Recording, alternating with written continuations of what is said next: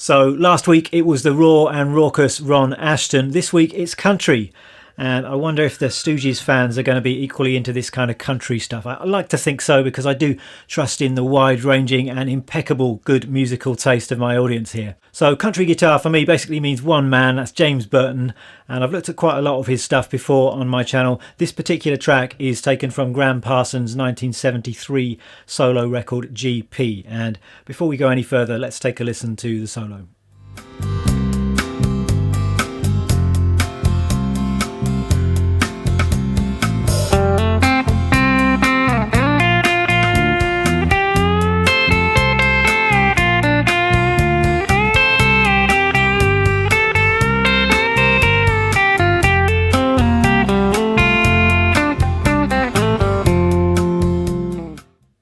And that's it. I think it's a brilliant solo. There's no flashiness or gratuitous chops. It's just a nice, memorable solo that perfectly fits the song. And though it's quite a short solo, I think there's quite a lot that we can take from it. There's great timing and phrasing, some lovely country bending licks, and we can also learn about how to play melodically through a set of chord changes. So let me bring the camera a bit closer and I'll take you through it. We are in the key of F for this solo, though I'm suspecting that Gram Parsons' acoustic strummed part is probably played in E with a capo at the first fret. And the way I'm thinking about the note choice in this solo, it seems to me to be a combination of F major pentatonic and then notes from the chords of the tune. So it's 1, 4, 5 in F, and James Burton is relying heavily on chord tones. And I've spoken before about what a good approach this is in country music and any style of music really. If you want to describe the chords that you're playing over, it makes sense to be hitting those notes in the chords, so the actual chord tones themselves. So I'm going to take you through this solo lick by lick, but always think it's a good idea when you're learning somebody else's solo to really try and understand what's going on behind those notes. Otherwise you just got a bunch of licks and fret numbers and it's all a bit meaningless until you actually understand what's going on. Then you're going to be able to make things your own and really learn from the solo. The opening lick then goes like this.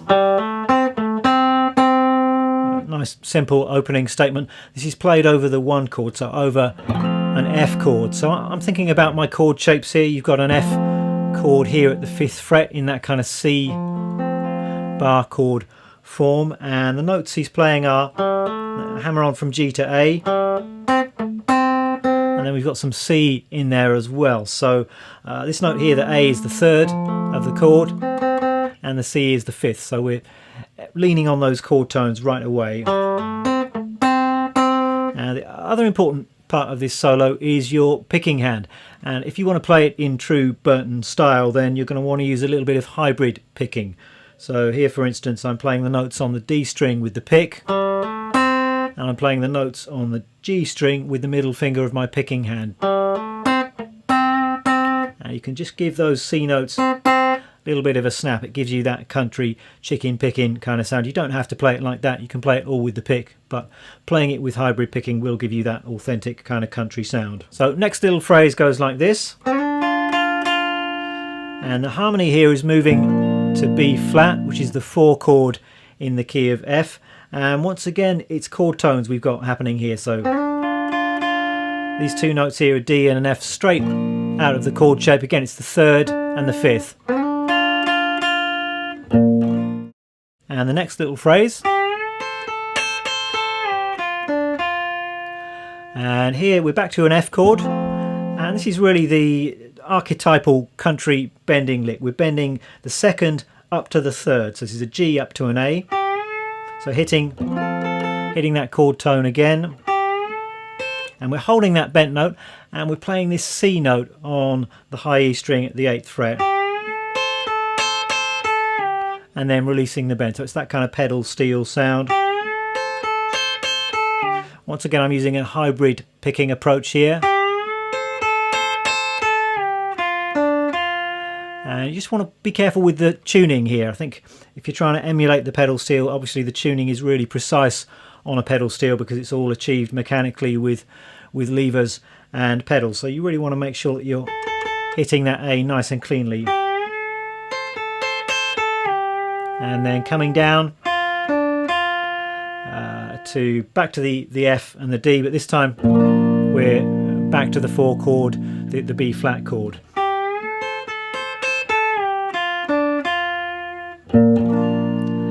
And then we're heading to the 5 chord, which is a C7, and it starts off like this. So this is the same bend, but because we're playing over the 5 chord, the function of the notes is a little bit different. So now we're bending the 5th up to the 6th of a C7 chord. And we've got the root on top. And then we're still on the C7 chord, and Burton plays this lick. So another really nice pedal steel country bending style lick. This time we're bending the A up to an A sharp. And we've still got this C note on top. And what's nice about this one is it's really bringing out that C7, that dominant sound, because we're bending the 6th up to the 7th. And then we're resolving to this A note here, which is the 3rd of the F chord. And then the solo ends with these sliding 6ths. So we've got... So these are just these 6 shapes. I think of them as coming out of the chord shapes. So we're starting here at the 10th fret, sliding down to the 8th fret, and then we're sliding up into the 7th fret on the D, and then catching the 6th fret on the B.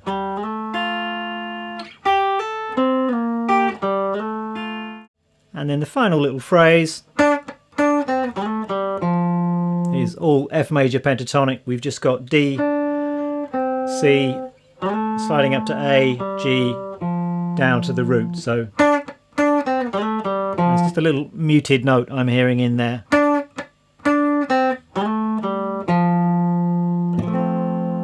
Okay, slow playthrough of the entire solo.